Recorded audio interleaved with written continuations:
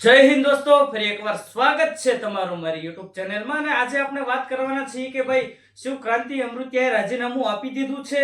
તે રાજીનામું આપવા માટે ગાંધીનગર બાજુ પ્રયાસ શરૂ કરી દીધો છે.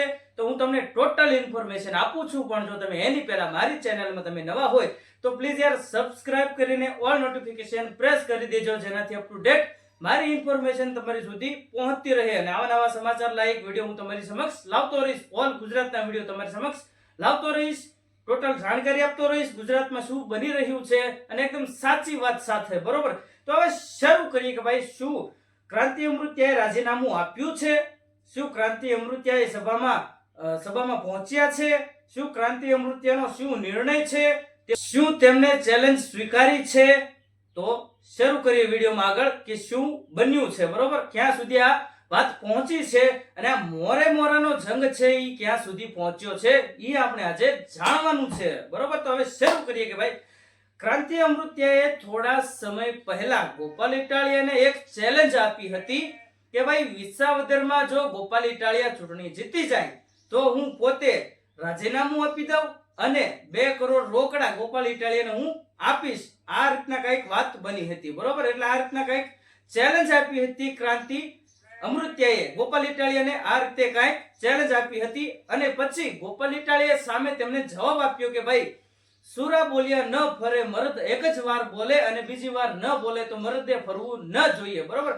તો ગોપાલ ઇટાલિયાએ જે સામે તેમની ચેલેન્જ જે છે એ સ્વીકારી છે કે ભાઈ હું તમારી ચેલેન્જ જે છે એ દિલથી સ્વીકારું છું, તો તમે હવે તમારી ચેલેન્જ ક્યારે પૂરી કરો છો. અને આજ દરમિયાન આજ સોમવાર છે ગાઈઝ, તો આજે જે ક્રાંતિ અમૃતિયા જે છે તે ગાંધીનગર બાજુ પ્રયાસ શરૂ કરી દીધો છે, એટલે સભામાં જવા માટે તૈયાર થઈ ગયા છે. પણ તેમને એક વાત કરી છે કે ભાઈ પછી નહીં, સોરી, એટલે કે ગોપાલ ઇટાલિયાએ કહ્યું હતું કે ભાઈ તમારે એટલો બધો ઘમંડ હોય તો આપણે બંને રાજીનામું આપીએ અને ફરીથી ચૂંટણી લડીએ, એવું ગોપાલ ઇટાલિયાએ કીધું હતું, બરોબર? તો હવે ક્રાંતિ અમૃતિયાનું એવું કહેવું છે કે ભાઈ હું જો રાજીનામું ન આપું તો મારા બાપમાં ફેર. જી હા ગાઈસ, બિલકુલ તમે સાચું સાંભળ્યું છે. જે ક્રાંતિ અમૃતિયાએ છે તે તેવું મીડિયામાં કહ્યું છે, સમાચારમાં કહ્યું છે, બરોબર? અને બીજું જે છે કે ભાઈ જો તે ગોપાલ ઇટાલિયાએ હારે રાજીનામું આપવું જોઈશે, બરોબર? એટલે ગોપાલ ઇટાલિયાએ કહ્યું હતું કે આપણે બંને રાજીનામું આપીને ચૂંટણી ફરીથી લડવી. એટલે બોલો આપણે જે ક્રાંતિ અમૃતિયા જે છે એ કહે છે કે ભાઈ હું રાજીનામું ન આપું તો મારા બાપમાં ફેર અને ઈ રાજીનામું ન આપે તો એના બાપમાં ફેર, એવું કહી રહ્યા છે ભાઈ. આ મીડિયામાં અત્યારે બોલી રહ્યા છે અને એકદમ વાત સાચી છે.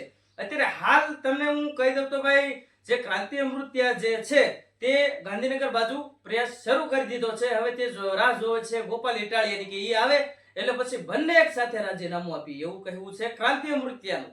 પણ એમને ચેલેન્જ આપી હતી કઈક અલગ ને કહે છે કઈક અલગ, પછી તો એમનો જે મામલો હોય, બરોબર? અને સૌથી મેન મુદ્દાની વાત કે ભાઈ આમાં આપણે કોઈનો વિરોધ કરતા નથી, કોઈની વિશે કઈ આડું બોલતા નથી. આ ખાલી એક સમાચારના લીધે એક જાહેર કરવાની વાત છે કે ભાઈ અત્યારે શું ચાલી રહ્યું છે આપણા ગુજરાતમાં, બરોબર? અને આનાથી આ ગોપાલ ઇટાલિયાનું એવું કહેવું છે કે ભાઈ તમે પોતાની ચેલેન્જ આપી છે તે હું સ્વીકારું છું, તમે તમારી ચેલેન્જ ક્યારે પૂરી કરો છો, એ ગોપાલ ઇટાલિયાનું કહેવું છે. અને આજ શું કહેવાય, મેં તમને કીધું સભા બાજુ પ્રયાસ શરૂ કરી દીધો છે ક્રાંતિ અમૃતિયાએ અને હવે રાહ જોઈને બેઠા છે ગોપાલ ઇટાલિયાની. તો હવે શું ગોપાલ ઇટાલિયા ત્યાં તેમની સમક્ષ જશે, તેમની સમક્ષ હાજરી આપશે કે નહીં આપે, ગાંધીનગર તે જશે કે નહીં જાય? તો અત્યારે હાલ હું તમને જણાવું તો હાલ અત્યારે પ્રયાસ શરૂ થયો છે અને કઈ હજુ રાજીનામું આપ્યું નથી, બરોબર? તે ભાઈ કહે છે કે ગોપાલ ઇટાલિયા નહીં આવે ને ત્યાં સુધી હું રાહ જોઈશ, પછી કઈક નિર્ણય લઈશ.